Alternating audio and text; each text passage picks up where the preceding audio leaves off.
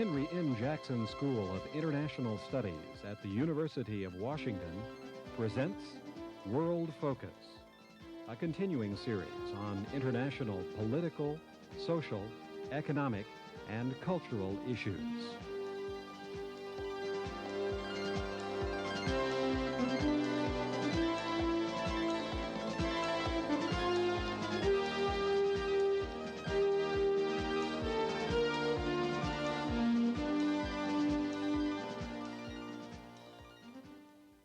I'm Joe Butwin of the Department of English and the Jewish Studies Program in the Jackson School at the University of Washington. The Samuel and Althea Stroum Annual Lectures in Jewish Studies have been really the center of the Jewish Studies Program at the university since its beginning in 1975.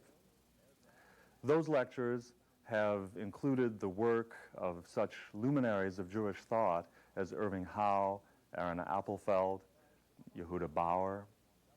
Many of the lectures have been published by the University of Washington Press, so that what we know of them in Seattle has really been spread throughout the world.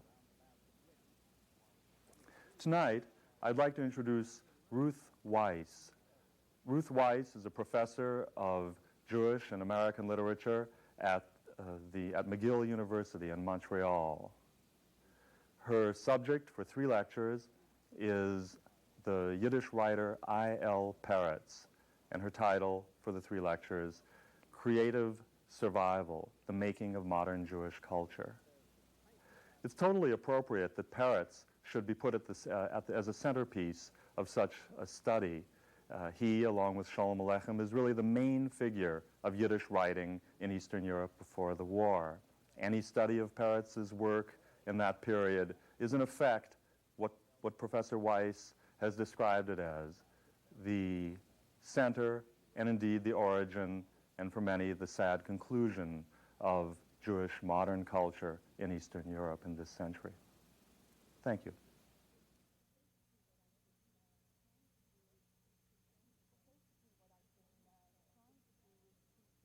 Well, basically what I've been trying to do is to present a kind of introduction to the life of Yud Lamed Peretz, focusing on aspects of his literary development primarily. And the period that I would be covering today is, for many people, the most interesting period of his writing career, the years of the 1890s. I begin here with a quotation, as will become clear, from the works of a writer, not, however, Yud Lamed Peretz. The quotation is as follows: Elul, which corresponds to the month of September when the high holidays come, Elul is a month of worry, of serious contemplation and heavy heart for the young man in a small town who is still stuck body and soul in the world of religion. In Elul there occurred the great rupture. It happened to me quite suddenly. In the morning, the 7 heavens were still suspended over me. By evening, it was all over. I realized that there was no point in trying to shore up the structure wobbling on feet of straw, and I let it fall like a pile of rotting timber. Who I was, who I had been, remained buried under the ruins. Hersch David Nomberg was here describing the great crisis of his life. At age 18, the son of a very respected Hasidic family, he was already married and the father of a child, living according to the custom of those years under his father-in-law's roof, so that he could more assiduously devote himself to Torah. His sudden loss of faith undermined all his habits and assumptions, for if he doubted the existence of the Jewish God, then he could not pretend to serve God's purpose through marriage, procreation, study, and daily observance. For someone of Nomberg's spiritual sensitivity, living as if he still believed was impossible. So he accepted the consequences of his enlightenment, began to educate himself in Russian, separated from his wife and child, and took up the lonely drifter's life that he later captured very effectively in Yiddish stories. Yet already at the moment of his crisis, Nomberg tells us that he discovered at least one solace. During the same penitential period of 1894, when he lost his belief, a friend gave him a copy of a Hebrew book of verses, Ha'ugav, the flute, that had just appeared in Warsaw. I read the poems, reread the poems, and involuntarily began to sing them aloud. The love lyrics in this slender volume moved him to tears, and I will just read here a brief excerpt from one of them in Havara Ashkenazis, as he would have read it. Hagidi li Timoira, madua yafuach ruach tugo harishi al shadmas habriya. Ha'im loi nafshois mesim yishpechu es ruchom, es yeyush harikovoin el kos leil haksamim. Hagidi li Timoira, ha'umnom yokum novi, uvevikat ha'atzamot ya'aseh nifloi sov. Basically a plea, tell me, little palm tree, why does the sultry wind of grief blow over the healthy fields? Well, not the dead souls pouring out their spirit, the rotting despair into the cup of night's enchantment? And then finally, tell me, little palm tree, will there really arise a prophet who will do miracles in the valley of the dead bones? Well, in these verses, which Nomberg specifically recalls, the singer's longing for his beloved, as you can see, is expressed to such a degree in the language of religious texts that the personal romance seems but a shell for national yearning, as in the interpretive tradition of the Song of Songs. It wasn't hard for the young man to recognize in the mournful, romantic, and national lyrics an earthy expression of the religious passion that he and their author had lost. Nomberg's first impression of Peretz was formed from the poet's somber portrait inside this little book, and 3 years later, when he was brought to Warsaw by a network of young enlightened Jews who sponsored provincials like himself, he paid his first visit of homage to Peretz's home to show him his own Hebrew verses. Peretz rewarded his admirer by advising him to switch to Yiddish so that he could be more practical, of practical use to the people. And despite this initial rebuke, Nomberg became a frequent guest in the great writer's house and one of the many young men to start his literary career under Peretz's guidance. It's virtually impossible to exaggerate the influence of Peretz on the development of Jewish culture during the 25-year sojourn in Warsaw. There is hardly a writer or intellectual of the period who did not leave an account of Peretz's influence, from Joseph Klausner, the passionate Zionist and unswerving Hebraist, who was Peretz's neighbor for 3 years, to Shachne Epstein, Bundist turned communist and later Soviet spy, who recalled that the first illegal assembly he attended in Warsaw was a lecture by Peretz about the development of religion. Among the many who made the pilgrimage to Peretz's home at the beginning of their literary careers were Sholem Asch, Shin Ansky, Yosef Apatoshu, David Bergelson, Baal Machshovis, Itchemer Weissenberg, Yud Trunk, Yehoish, Ephraim Kaganovsky, Alter Katzizne, Der Nister, Avram Reisen, and Lamed Shapiro, to name only some of the more prominent figures of Yiddish literature. Almost every one of these young men had experienced an upheaval like Nomberg's that left him looking for an alternative source of authority or inspiration, or for at least a new cultural direction. In Peretz, they found a willing guide. Peretz was not content to simply write in Yiddish and Hebrew and to hope that his work would be translated into Polish and Russian, as it was. He wanted to shape a whole new Jewish public, a modern Jewish people. Since he could not do this alone without the enthusiastic assistance of the younger generation, he needed the fledgling writers as much as they needed him. Everyone agreed on the extent of Peretz's influence. There was far less unanimity on its nature. Peretz expressed the restless facets of his personality through various kinds of activity. Hemmed in by the confines of Jewish Warsaw, he was always trying to find something new in the writings and thought of other nations to broaden his own intellectual and artistic horizon.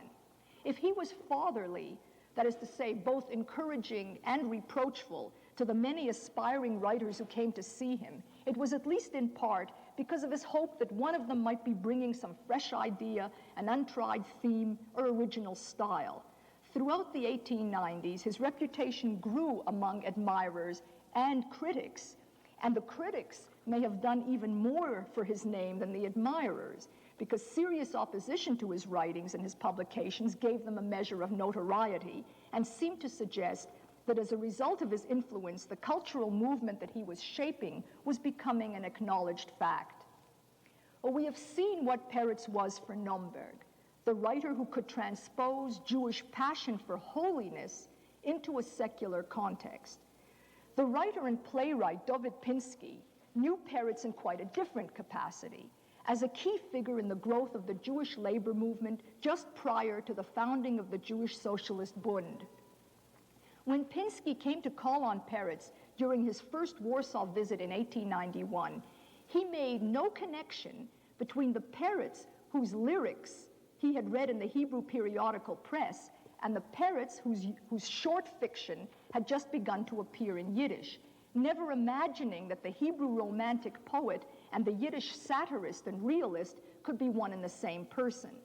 Having come to call on the Yiddish Peretz, he was expecting to find a young man like himself, and he was taken aback by this stocky figure about his father's age who answered the door. But Pinsky soon fell under Peretz's spell, an enchantment, he wrote 40 years later, from which I never freed myself and never wanted to free myself.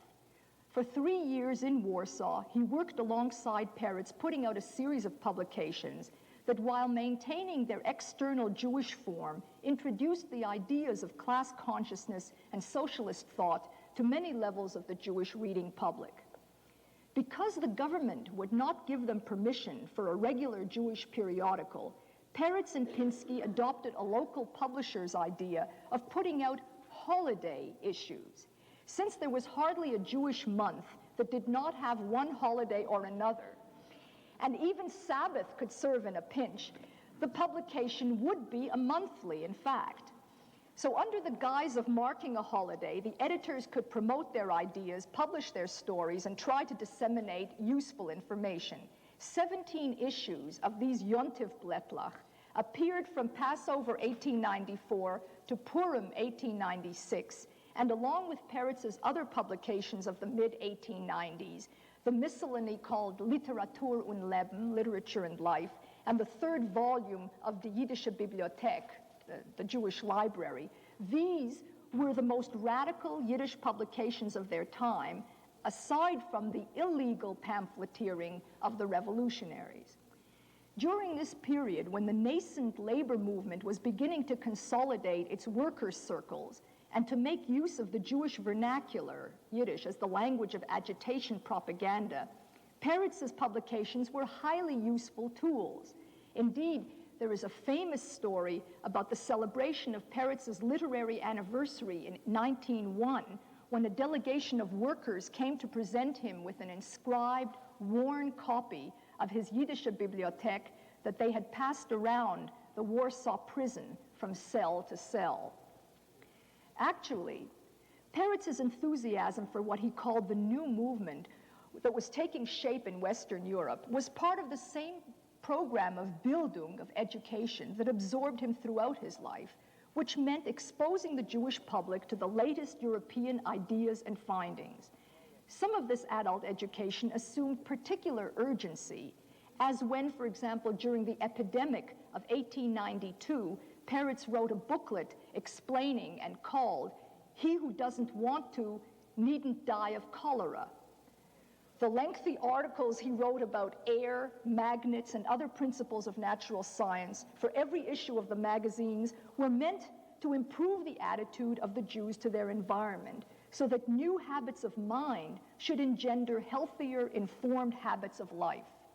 With the same intentions of alerting his fellow Jews to new social theories that might usher in great practical improvements, he tried to explain socialist theories to his readers in a homier language of sketches, parables, short stories, and didactic essays.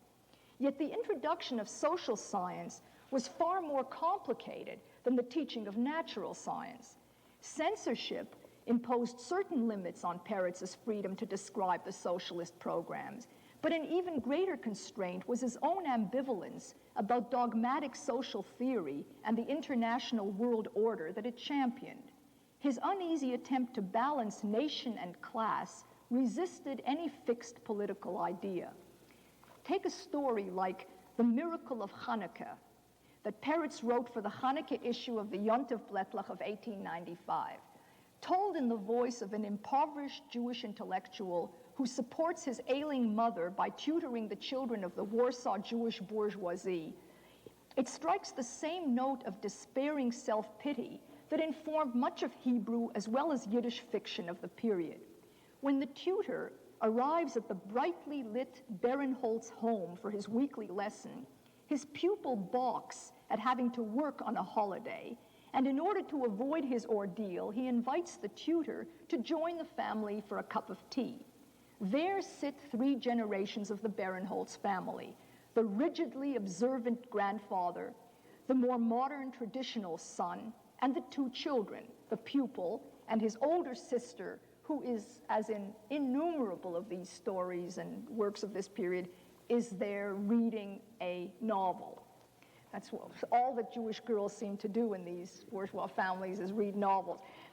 Over tea, the pupil mischievously provokes a discussion about Hanukkah, during which the tutor is asked to explain the meaning of the holiday.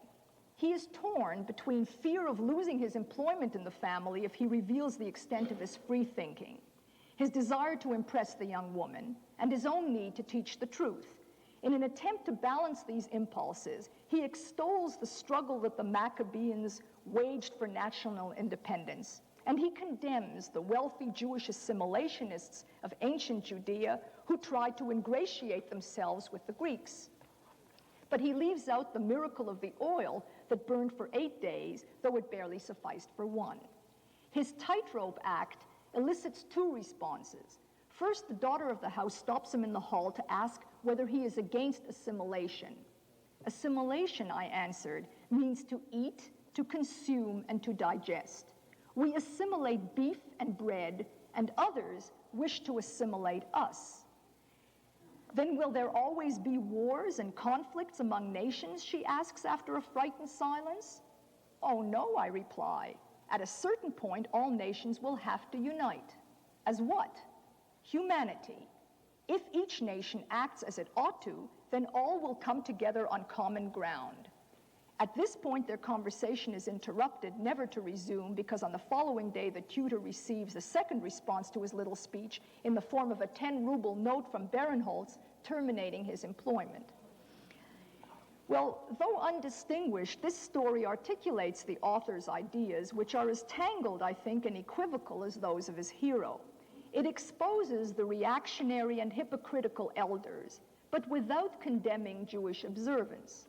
It damns the Jewish bourgeois father for his lack of sincerity, while making it clear that he invites you to sit at his table and share his cake. It upholds the universalist standard of socialism, but renounces assimilation as an immediate means of achieving it. Small wonder that given so many contradictory impulses, what finally impresses itself on the text is the sickly, unstable condition of the narrator, who is last seen lying in his bed. In a great many of his contribution to these pages, Peretz gave voice to a kind of battle fatigue that was quite at odds with their optimistic purpose. Well, there were, of course, much less ambiguous stories in which Peretz's satire struck out at explicit targets and abuses. Mendel Breinus of 1891 and Kas von Ayidene, A Woman's Rage of 1893, exposed traditional Jewish culture for shouldering the Jewish woman with full material responsibility while assigning to males only the weightless moral burden of study. This division of labor, according to Peretz's outlook, gave unscrupulous husbands the religious sanction to enslave their wives. Alert to the issue of female subjugation that had been on the reformist agenda at least since the publication of Chernyshevsky's What is to be Done in 1864, Peretz dramatized the torment to which weary seamstresses and youthful brides were subject at the hands of employers, parents, and in-laws. It was not only in intermittent romances and love affairs that Peretz's attraction to women expressed itself throughout his life, and may I say throughout his life, to the very end of his life, but in intelligent and enthusiastic championship of many facets of the women's cause. Peretz was particularly clever in his assault on religiosity that harnesses observance to economic pursuits or uses piety as a camouflage for exploitation. In this, he was building on Haskalah satire, Enlightenment, Jewish Enlightenment satire, perhaps the only branch of Yiddish and Hebrew literature that can be said to have a long and impressive tradition. Peretz's attack on the shtreimel, the rabbinic fur hat that governs the Jews irrespective of the particular fool or knave who happens to be wearing it, armed a whole new generation with fresh anti-Hasidic ammunition. And his fable of the pious cat that always manages to kill the bird became a byword for religious hypocrisy that finds ever more unctuous justification for throttling its victims. Whatever fears Peretz had about assimilation, he never doubted that the Jews had to absorb the latest theories and findings of Western Europe, and he was certain that this higher knowledge would translate into moral improvement. Nothing angered him more than a quasi-scientific work like Sefer Habris by Rabbi Pinchas of Vilna that purported to educate its audience while it actually trotted out old wives' tales and Jewish superstitions. If there were such a creature, writes Peretz, about a kind of lizard whom Rabbi Pinchas described, that supposedly emits a fire-quenching spray when you throw it into the fire. If there were such a creature, say here in Warsaw, why no one would ever get as much as 3 rubles insurance out of a fire. He appealed to the reader's basic common sense to defy creationism because Judaism should not have to be protected under the banner of ignorance. Whenever possible, Peretz tried to introduce new ideas in traditional language. This sound pedagogic strategy, a familiar Haskalah device, gave the writing an illusion of seamless cultural transition. The Dubner Maggid, one of Poland's outstanding Jewish preachers, had spent some years in Peretz's native city of Zamość, and though several decades separated the two men, it is hard not to see in the modern secular Maggid a transmutation of his sharp-tongued religious predecessor. And transmutation comes to mind because Peretz was acutely interested in the transubstantiation of matter through successive generations, and because his own writings present such a fascinating literary case study of this process. Creation of a modern Jewish culture required continuity with the past on one hand, and appropriation, revision, innovation on the other, as if he were forever demonstrating the varieties of cultural evolution. Peretz favored literary forms in which the same element changes in time or is subjected to different kinds of treatment. Every time he applied or reworked familiar material for a new audience, Peretz proved, without overtly making the point, that old wine served up in new bottles could still quicken the modern spirit. An intricate example of this approach can be found in the most famous of all his radical stories, Bunche Schweig, or Bunche the Silent, which was published in 1894, almost simultaneously in one of the New York Socialist papers to which Peretz was contributing, and in Warsaw in one of his own publications. This short fiction set out to apply traditional folk imagery to modern critical ends. And this is how the story begins. Here on Earth, the death of Bunche the Silent made no impression at all. Ask anyone, who was Bunche? How did he live and how did he die? Did his strength slowly ebb? Did his heart give out? Or did the very marrow of his bones melt under the weight of his burdens? Who knows? Perhaps he just died of hunger. If a horse dragging a tram through the streets should fall, it would make an impression. Newspapers would report the event. People would gather to see the corpse and the place of the accident. But the tram horse would not merit such attention if there were as many horses as there are people, 1,000 million at least. Well, Bunche had been among the most silent of the human mass, passing through this world like a shadow. All the descriptions of poverty and misery that fill the pages of Peretz's urban reportage in those years consolidate in the figure of this abandoned infant who is raised without any tenderness or concern, is abused in turn by his stepmother, his father, his employers, his wife, and his child, and whose place in the charity ward when he finally dies is claimed by 20 more like him. But to the same degree that the earthly tribe ignores him, the heavens celebrate his coming. From the highest angels to the cherubs, from Father Abraham to God himself, the Jewish paradise welcomes Bunche into its sphere. A hallelujah chorus greets his arrival. The object of this adulation is, of course, convinced that there must have been some mistake, and he fears the consequences to him when he's discovered. Only very gradually, once the court of judgment has been set up and the defense attorney describes his life, does Bunche begin to believe that they really do mean him. We learn the full story of Bunche at the obligatory post-mortem trial that is said to determine every human being's status in the world beyond. Bunche's attorney is the kind who plays on the heartstrings. He never reckoned up how many pounds he must haul to earn a penny, how many times with each step he stumbled and fell for that penny. He never counted how many times he almost vomited his very soul begging for his earnings. He never calculated his own or another person's luck. He remained silent. He never even demanded his own earnings. Like a beggar, he waited at the door for what was rightfully his, and only in the depths of his eyes was there a canine plea. Come back later, they would order, and he would vanish like a shadow, returning later in silence to plead with his eyes for what was his. He remained silent even when they cheated him, keeping back with one excuse or another most of his pay, or pawned off on him their counterfeit coin. Through it all, he remained silent. Throughout this pathetic account, the prosecutor repeatedly objects that counsel is trying to appeal to the emotions with flights of rhetoric, and even the judge keeps insisting, never mind the flowery business and stick to the facts. By contrast, when the prosecutor gets up at last to present his side of the case, we have a statement concise and to the point. Gentlemen, he begins in a harsh and bitter voice, and then he stops.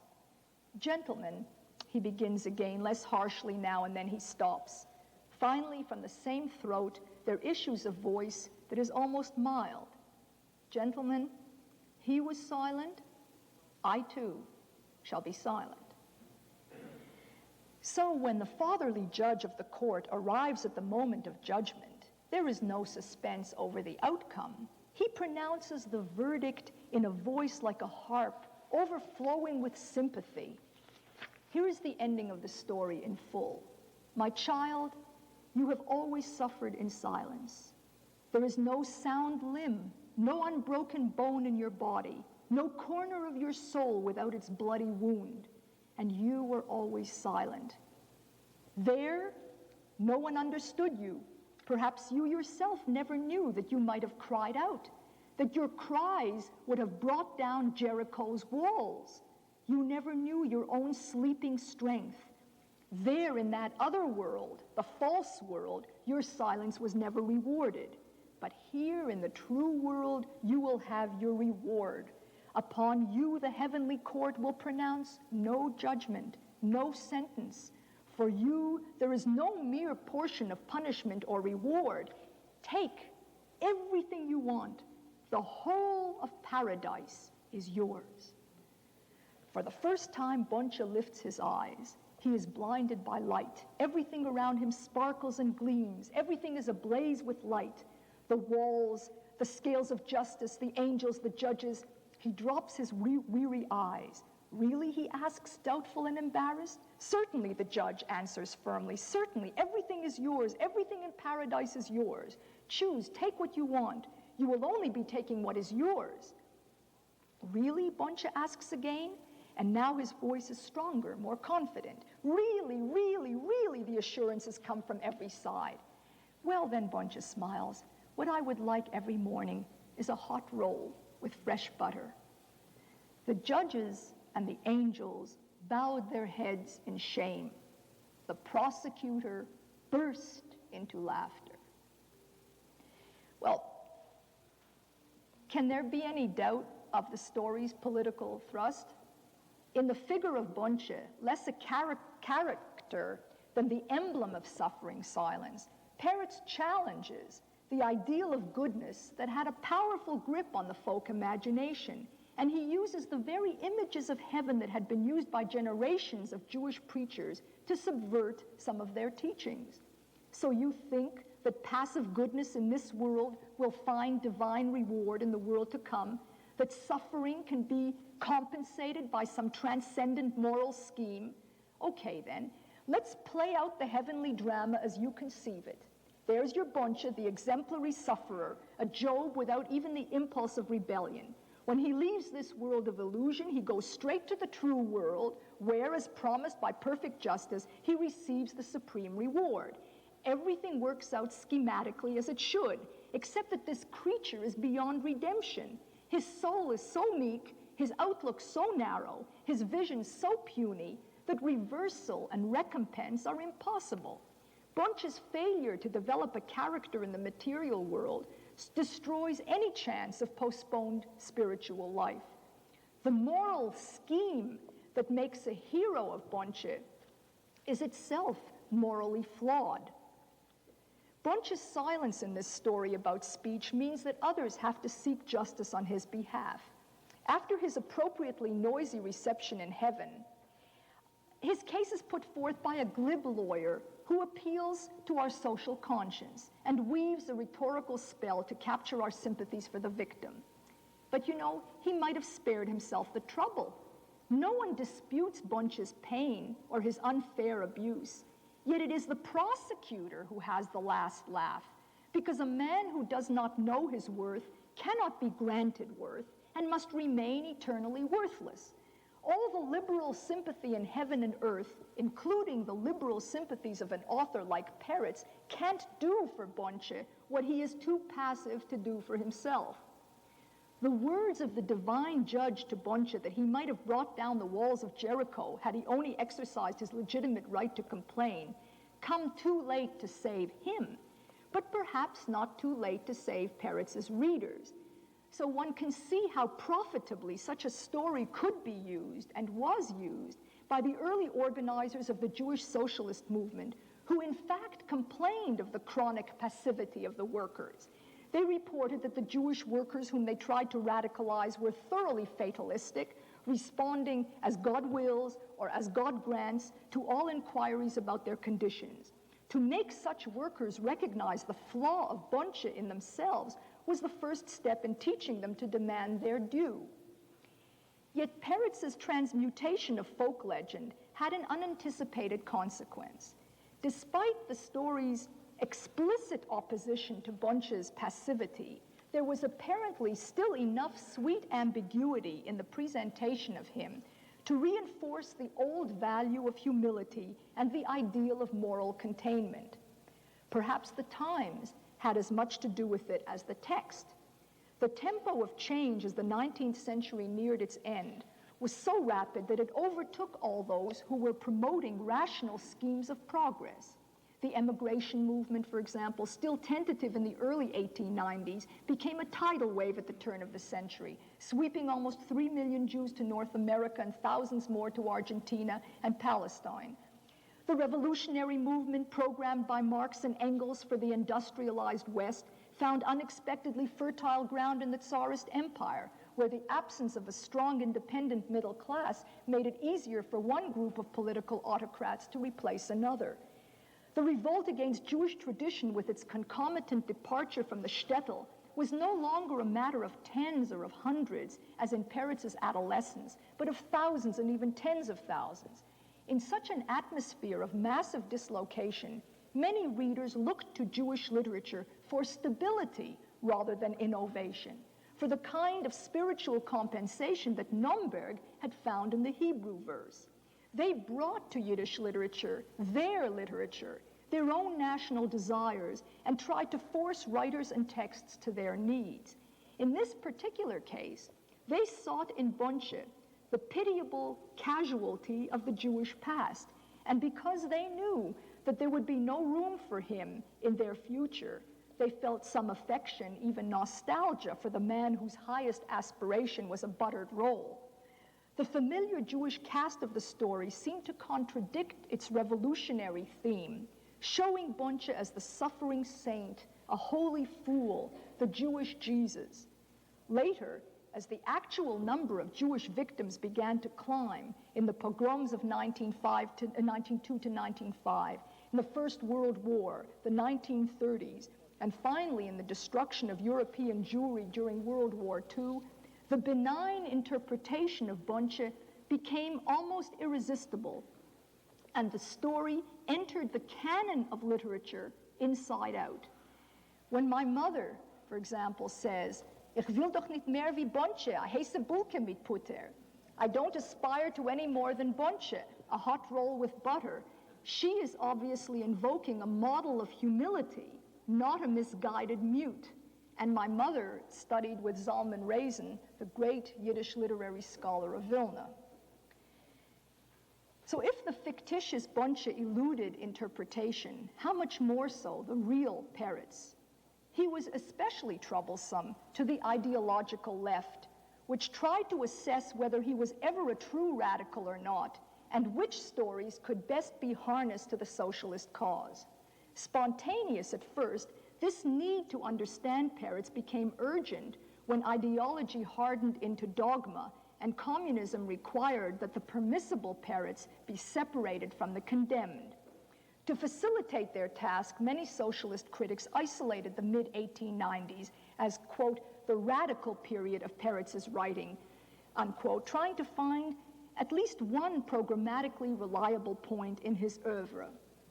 And they based their judgment on Marxist phraseology of passages such as these, of which there are quite a number. We believe emigration is useful only in as far as the emigrant wishes to exchange trade for labor, to exchange yards goods, scale and dry measure, living by tricks, lies, ruses, for earning a living by the sweat of his brow, in as far as all those suspended between heaven and earth by a spider's thread of God will provide, want to find permanent work with a secure future, so on.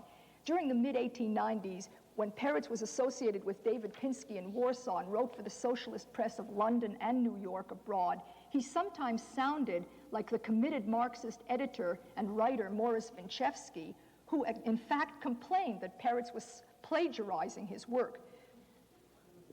Well, a full-blown biographical legend about Peretz developed in tandem with these scattered texts. Police raids on suspected revolutionaries often turned up copies of Peretz's Yontif-Blättlach, and according to the literary historian Nachman Meisel, this prompted the police to conduct their first search of Peretz's home on the night of May 17, 1895, which, though it turned up no evidence, cemented the author's reputation as a radical. 4 years later, Peretz was arrested. On July 30th, 1899, at a public meeting that was advertised as the celebration of an engagement, the real bride and groom of the evening, Peretz and Mordechai Spector, read from their works, donating the proceeds of the evening to the workers' cause. Now, Peretz had agreed to participate at the invitation of two young women who at first pretended that they were raising funds for their family's travel to America, but then under his scrutiny confessed their actual purpose. It was rumored that Peretz had decided to appear at this illegal assembly despite warnings of an impending police raid. The 3 months that he subsequently served in the 10th Pavilion of the Warsaw Citadel, the same prison where the revolutionary Rosa Luxemburg, incidentally also a native of Zamość, later served, this rounded out his irresistible portrait of the Yiddish literary colossus who contributed his authority to the proletarian cause at the very moment when that cause was consolidating. But this same period of imprisonment looks quite different from a non-hagiographic perspective of non-socialists. The evening of July 30th was one of many similar semi-legal gatherings that Peretz addressed during those years, and really the accident of arrest is what gave it special prominence. The incident even took a comic turn when, in their search for a revolutionary, the police initially picked up Peretz's son Lucian, who looked the part far more than his father. When the real accused was finally arrested and imprisoned at the beginning of August 1899, he served his time in prison, and part of it in the same cell, with Mordechai Spector, the same man who had quit Yontif Blättlach 4 years earlier because he found it much too radical, and he disagreed with its too strident socialist tone. And according to Spector, far from courting imprisonment, he and Peretz had both agreed to appear at the workers' rally upon being assured that the evening was kosher, that is, had been granted police approval. Spector, who had already been imprisoned twice before, quipped that there wasn't a Jew in all of Russia who had not done some time in Tsarist prison. The police net was stretched so thin in those days that it often caught the minnows while permitting the big fish to slip through the holes. The real disappointment for those who promoted the radical Peretz went far deeper. He was simply not an ideologue. Even as he continued to contribute to socialist publications and to draw attention to social injustices, Peretz made it clear to all who listened that what he was looking for in a movement was not necessarily what the movement was looking for itself. He distrusted the divisive class impulse of socialism as much as he relished the dream of a kindlier international world order, and he feared the leveling instincts of egalitarianism as much as he opposed the exploitation of urban workers. Peretz could feel comfortable in workers' and student circles as long as they were still groping for direction. But once the movement acquired an organized political mandate, it filled him with dismay. There will be no empty stomach, he was to say in 1906, warning socialism of its future, but souls will go hungry. He bridled at the materialistic emphasis of Marxism, much as he had rebelled against the statistical methods of premises of Jan Bloch's expedition a decade earlier that I talked about on Tuesday. To Yehoyash, a poet who had immigrated to America in 1900, he wrote that if he were in his place, he would not go to help the proletariat. I seek in every movement a moral base. The proletarian movement has such a base, but doesn't want to know it. As the ideological basis of socialist movements hardened, they in turn repudiated writers like Peretz, who maintained a critical independence. Well, whereas in typical revolutionary biography, the prison term is the university that completes a radical education by hardening the prisoner's political resolve, Peretz seems to have spent his 3 months in prison completing his move in the opposite direction. In reaction against the limitations that prison routine forced on his freedom and comfort, he reached for the spiritual resources of a neo-romantic literature.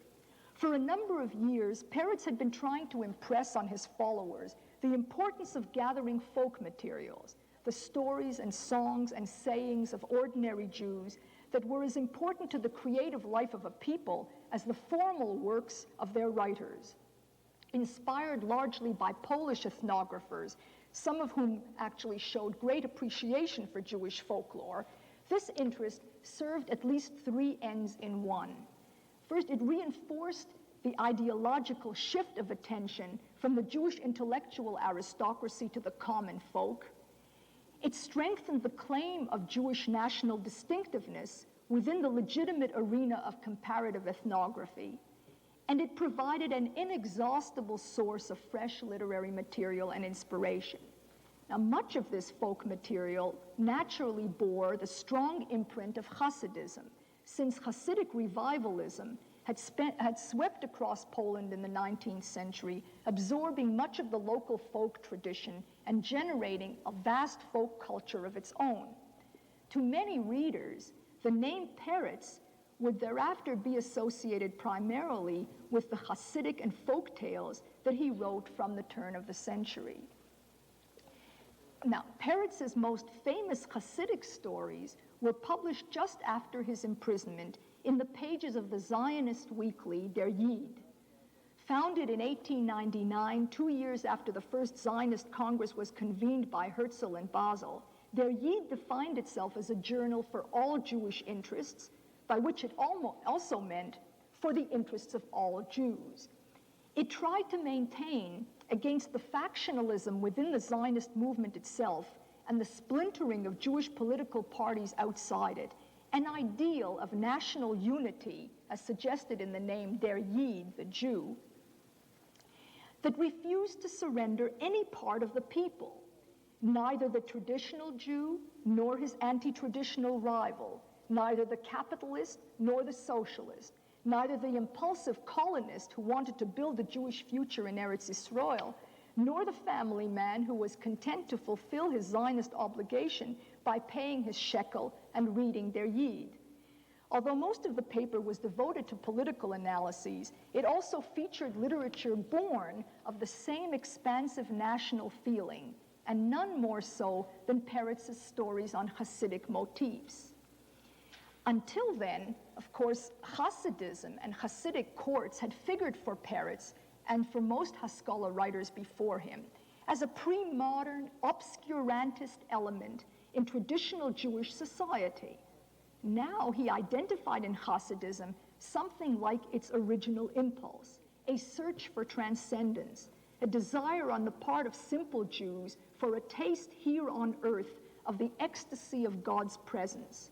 Moving backward in time to the beginnings of the movement, he began to use Hasidic materials more as legend than as social reality, the legend of the soul's rebellion against material reductionism. In Between Two Cliffs, Zwischen zwei Berg, which used to be one of Peretz's most famous stories, and is one of his most ambitious stories on Hasidic motifs, he represents this struggle through the clash between a great Talmudic scholar, the Rabbi of Brisk, and his former pupil, the Rebbe of Biale, who leaves his teacher because he finds the world of Talmudic scholarship too narrowly elitist and spiritually arid. The Talmudic ideal which Brisk represents and into which the student Nochumke is being initiated reveals itself to him in a dream as a glittering palace, the walls of which, when he actually reaches out to touch them, are made of ice. From this privileged and lonely grandeur into which the rabbi wants to introduce him, Nachumke flees to the ordinary Jews to reinvigorate them with vital faith, and his genuine ability to do so makes the great authority of Brisk finally, by the end of the story, come to terms with his student's defection. A need for glory inspired the author in writing this story, much as it did the Hasidic Rebbe in teaching his followers to seek God through joy. Rather than put down one combatant at the expense of another, Peretz uses the conflict between the Misnagid, the anti-Chassid, and the Chassid to heighten both sides of the Jewish inheritance. The mighty achievement of the Jewish rationalist tradition manifest in the rabbinic dynasty of Brisk, and the democratizing, humanizing impulse of the Hasidic Rebbe of Biale. It was as though Peretz himself craved the atmosphere of song, passion, mystery after too many years of exposure to historical determinism.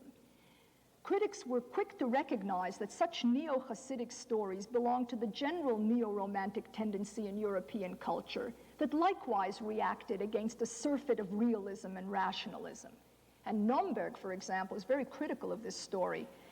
He had been so enraptured by Peretz's earlier Hebrew romantic verse, he thought that these stories captured only the outer costume of Hasidism without touching its spirit. Nevertheless, in the context of Jewish political culture, the story perfectly suited the emphasis of the young Zionist movement on national resurgence and on spiritual regeneration. Peretz's relation to political Zionism was no less qualified than his socialist loyalties. And in the same way that he tried to extract from socialism its moral impulse while resisting its political ideas, or all its political ideas, so too he tried to harness the national optimism of Zionism in its first decade as a movement without accepting its geographic implications. Between those who sought a political solution for the Jews, dorten, there, or do, here, Peretz was always firmly among the doisten, as they were called, those who insisted that there could be no Jewish future at the expense of the Jewish here and now, of the Yiddish-speaking mass of Polish Jewry. The establishment of colonies in Palestine he considered a hopeful prospect for the youth that settled there, provided that they did not pretend to offer a complete political alternative for the entire Jewish people. Peretz was by no means prepared to surrender to Achad Ha'am's vision of a new spiritual center in Eretz Yisrael because he already felt himself to be at the spiritual center of the viable Jewish people of Poland. What the burgeoning Zionist movement did provide, particularly in its first still fairly unified period, was a spirit of reinvigorated national confidence. This did not necessarily imply an optimistic literature. In fact, the Hebrew writings of people like Bialik and Brenner, who were close to the Zionist movement, were more disturbing than anything produced by the socialists or the assimilationists. Bialik's most famous poem, Be'ira Harega, written after he went to interview the survivors of the pogrom in Kishinev in 1903, presented a shocking indictment of Jewish passivity, one is tempted to say of Jewish complicity, in the face of massacre and degradation. Yet the direct appeal of Bialik's poem to missing national dignity, to the absent God, and to the broken will of what should have been a mighty people, generated a determination to rise to the challenge of its accusation. Peretz produced a very weak translation of Bialik's outcry, so weak that Sholem Aleichem accused him of hostile intentions, and a miserable Bialik felt obliged to rewrite the poem in Yiddish himself. So we have Peretz to thank for Bialik's Yiddish version of the poem. Neither the pogrom subject nor Bialik's prophetic rage were really in Peretz's style. But he did at that time begin to work on a Hebrew drama, soon after expanded into a full-scale Yiddish play that bears a somewhat similar relation to its Jewish audience. The Goldene Kate, the golden chain, dramatizes the decline of the Hasidic ideal from its mighty beginnings to its much punier contemporary residue through 4 generations. It is a play about the falling off from former glory. And Peretz thought that played out on the professional Yiddish stages of the major Jewish communities throughout the world, it might be an expression of and a challenge to further creative regeneration. Well, like Bialik's City of Slaughter, the Golden Chain is the most nationally significant, although not necessarily the best, of the writer's works. As the scene opens late Saturday night in the Rebbe's chambers, the Hasidim who have come to spend the Sabbath are agitated and puzzled. Reb Shloime, their tall, very dignified master, refuses to make Havdalah, the ceremony that reissues in the ordinary week. And unless he brings the Sabbath to an end, these Hasidim cannot go home to their week-a-day affairs.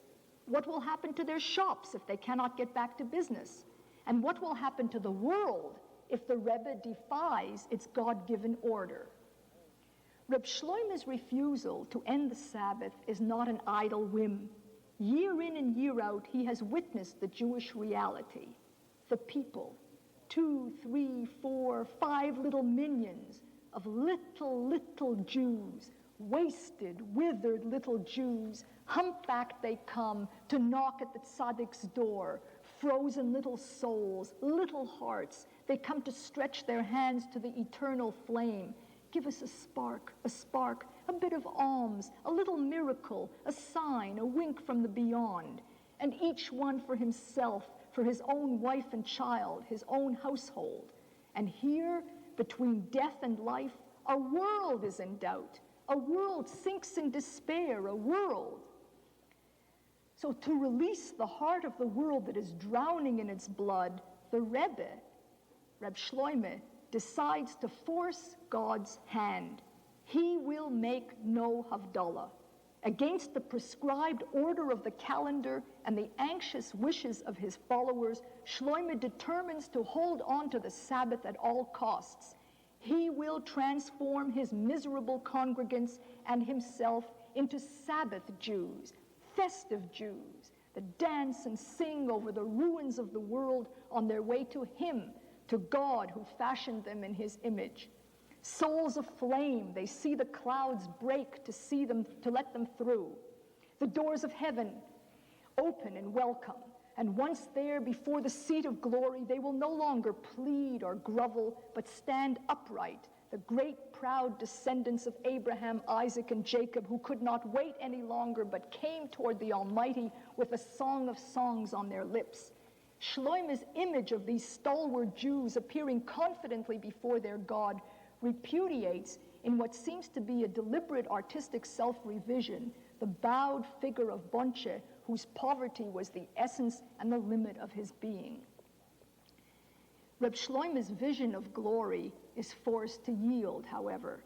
Offstage, the by now frantic Jews persuade the Rebbe's son, Pinchas, to take over his father's authority by making Havdalah in his stead.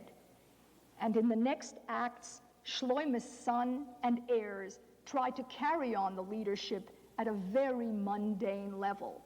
Pinchas, Shloime's son, is willing to sacrifice the masses for a handful of followers, provided that they can uphold strictest discipline, which he equates with Jewish dignity. And his son and heir, Moshe, is too weak either to storm the heavens or to enforce his will on those on earth. By the fourth generation, it looks as if the golden chain of tradition is on the point of snapping. Yonatan, the great-grandson, half visionary like his great-grandfather Shloime, and half disciplinarian like his grandfather Pinchas, seems totally absorbed in his own private world of mystical dreams, while his sister Leah defies the reactionary darkness of the entire family, and she runs off with a doctor in search of the light. But at the end of the play, a humbled Leah returns. The child that was born to her and to her doctor husband in the fullness of scientific light turns out to be blind. Looking into her child's eyes, she knows that it will never truly see the world unless she can win for it the spiritual illumination of her family. And this is written in a half-realistic mode and in a half-symbolic language. She actually comes back to try to ask her father to intercede miraculously to bring her child sight. And it is clear here that sight is more than a metaphor, but is related to insight, to a spiritual vision. But she comes home to ask her father to grant her child sight at the very point when Moshe, her father, is losing his last vestiges of confidence in his spiritual powers. Yet the beetle, who is named Israel, to suggest Israel, to suggest the people, refuses to let the dynasty die. And when Reb Moshe declares that he will no longer lead the congregation, Israel appoints Yonatan the leader in his stead. The play ends in near pandemonium with the Jews trying to convince the boy to assume dynastic leadership. And his sister Leah adds her voice to the din, insisting that her brother become their leader. Before the curtain falls, Yonatan pronounces his first words, and we will never know whether with true or forced conviction. I am, which is to say, I am the new Rebbe.